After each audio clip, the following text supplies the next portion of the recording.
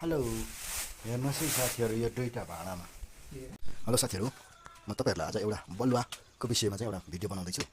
धेरैजनाले चाहिँ अब कतिले मिन बलुवा राम्रो हुन्छ कतिले खस्रो बलुवा राम्रो हुन्छ होइन मिन बलुवाको के रिजन आउँछ खस्रो बलुवाको कस्तो रिजन आउँछ के गुणहरू छ त्यसको मात्रै देखाउँदैछु तपाईँलाई है म यो दुईवटा बाल्टिनमा पानी रेडी गरेको छु हेर्नुहोस् यो सफा पानी हो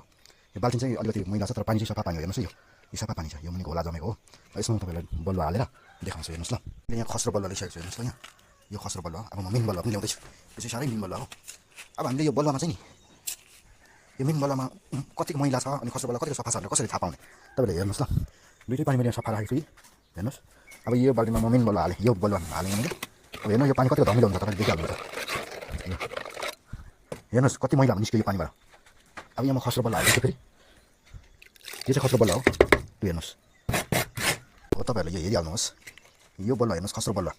यसमा बलुवा पनि भित्र देख्दैछ पानीसँगै छ अब यो मिन बलुवालाई तपाईँले हेर्नुहोस् यहाँ कति फेच आइरहेको छ हेर्नु त खेतमा धान रोप्दा हिलोको फेच आएको जस्तै आएको छ यस्तो कारणले यो बलुवा चाहिँ राम्रो हुँदैन काम गर्नलाई सुविधा हो तर यो बलुवा मिन बलुवा चाहिँ लास्टिङ चाहिँ हुँदैन यसले छिटै छोड्छ राम्रो पकड पनि लिन सक्दैन यसले चाहिँ खस्रो बलुवाको गुण चाहिँ प्लास्टर अलिकति खस्रो हुन्छ तर यो मजबुत बलियो बस्छ तपाईँलाई कस्तो लाग्यो मेरो भिडियो लाइक कमेन्ट सेयर गरिदिनु होला धन्यवाद।